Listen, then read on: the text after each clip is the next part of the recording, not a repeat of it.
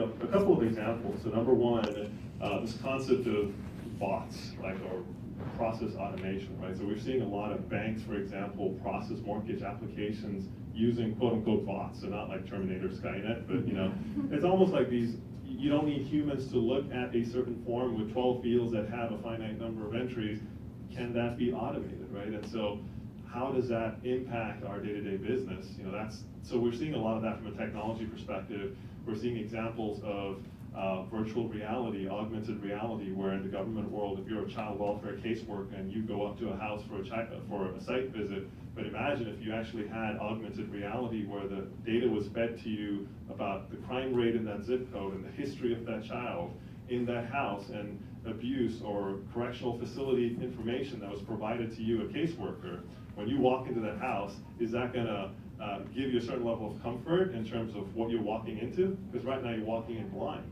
So imagine what augmented reality and virtual reality could do for you if you had technology that gave you that information, which exists in government systems today. Just feeding it to the right person at the right time. These are the things we're talking about in terms of technology, innovation, and trends. So, 5 years from now, I think this is going to be normal for us. We're going to be sitting here saying, yeah, we knew that was going to happen. The things that are not going to change, however, are, client relationship skills, project management skills, ability to deliver, regardless of what widget we work on. I mean, those things are not going to change. So that's why I think sometimes there's a little bit of fear and panic that comes up, which is, all these new things are happening and how do I survive? And I think for all of us in this room, it's like, how do we leverage the experience? We've been through a couple of cycles already, but there are some core things that are never going to change. So that's how I look at it in terms of, what's going to change and what's not going to change. So to add to that, I mean, what types of things do you think hiring managers have to consider when they're trying to attract and retain today's workforce? I think as a hiring manager, as well as a leader of hiring managers, one of the things that we always talk about is, even in technology, there's certain skills that can be learned. You can put them through a training class that talks about what type of technology is coming, how to handle that technology, how to deploy it, how to manage releases. You can do that. But there are certain skill sets that are typically innate in people and that you need to have in order to be successful in either the technology space, the healthcare space, and it's around connecting with people, being able to understand people, listen, have those conversations, to where we've always talked about when we're looking to hire someone, those are the foundational things. You said things aren't going to change. You need those, and you can still build the other skill sets if they're not there. And so as hiring managers, and with technology changes, it's still coming back to those basics. It's still making sure that those foundational items are in place, because then those individuals can build the foundation of the organization. If the organization shifts and changes, those people then are able to move with those shifts and changes. We found that to be one of the key things that we focus on, and we keep coming back to, should we be changing that methodology?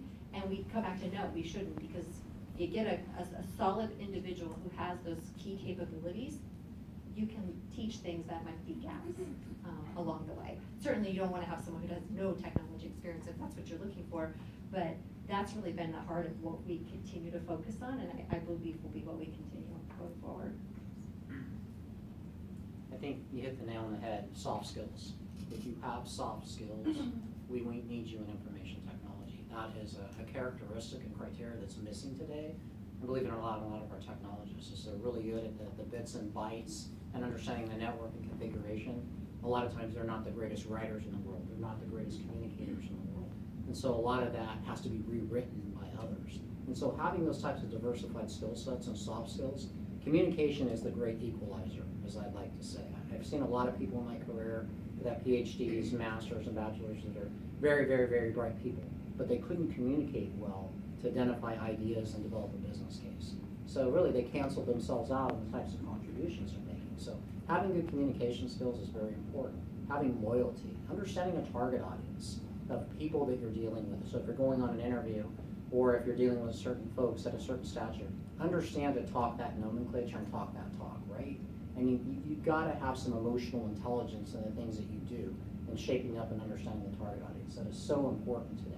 and wanting to get ahead is understand when you walk in the door who's there and what you can say and what you need to be very diplomatic about in terms of structure, because people judge you by the words that come out of your mouth and how you're able to handle yourself and how you're able to effectively deal and mitigate conflicts. And that's very important. If you can bring that into your scenario, you'll be you'll be more well off and more successful in what you aspire to be. Yeah, the only point I'll add to that is, I mean, from a Deloitte perspective, I mean, speaking selfishly, this is probably one of our #1 priorities. Just to give you just a feel for the extent of this, we hired 17,000 people last year, globally, okay? Globally, not in Sacramento, globally, across all of our countries. This year, we're on pace to hire 21